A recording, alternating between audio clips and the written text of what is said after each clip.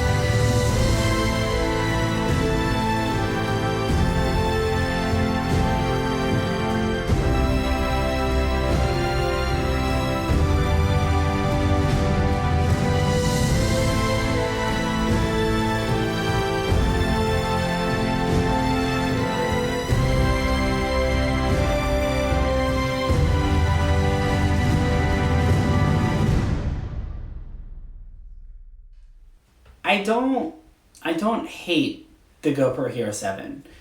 I guess I was just looking for something that was a little bit different than what I got, basically. So there are a lot of positives with the GoPro Hero 7.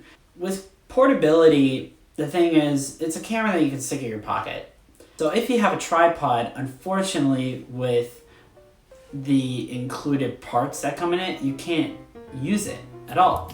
So you have to look for a third-party option in order to use what you already have. It kind of becomes a product where you have to buy a bunch of accessories for. And there's nothing wrong with that. That's how most cameras are.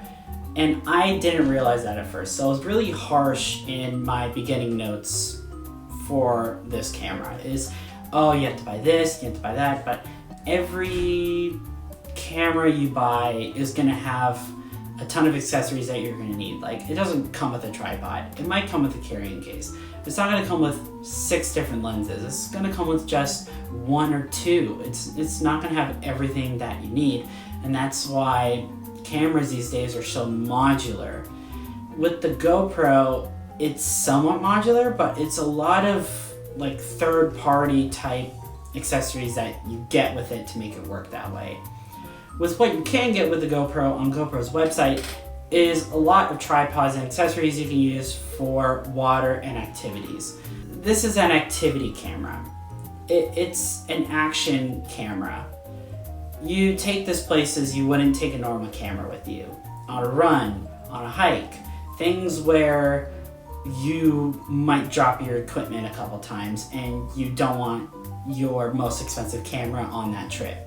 Some people still do that, and I completely understand because that quality is different from what you get with a GoPro.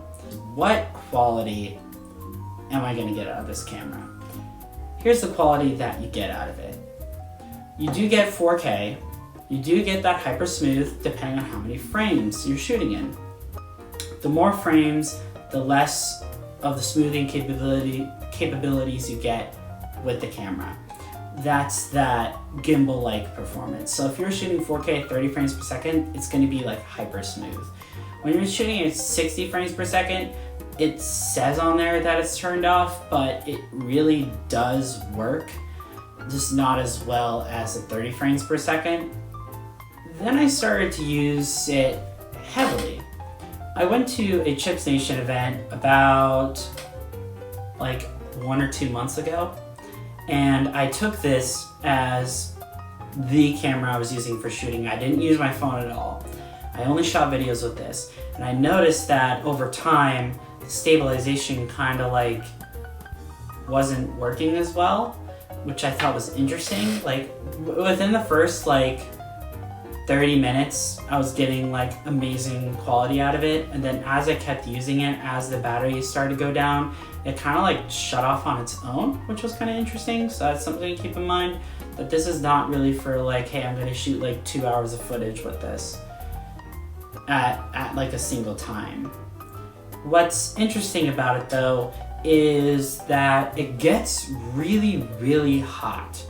I shoot like a 10-minute video like this one, or longer in some cases. This gets incredibly hot, which is really interesting, and it's still completely functioning, and I'm still able to touch it and use it. It's just really, really hot. Okay, so I still recommend the GoPro Hero 7. I still do.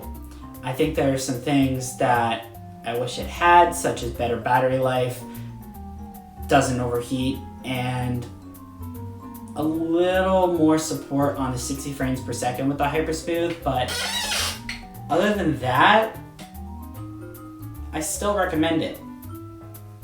It's a good camera, and I'm still using it because of that.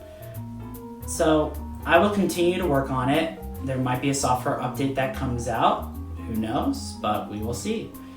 But thank you again for watching today's episode.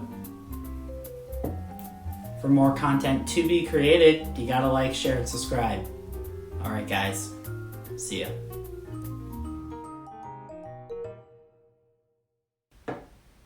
Hey, how many legs do horses have? 6. According to Wikipedia, all horses have 2 legs at the back. They also have 4 legs at the front. That makes it a total of 6 legs. To read more, look for the link in your Google Home app. Okay, Marquez. Okay.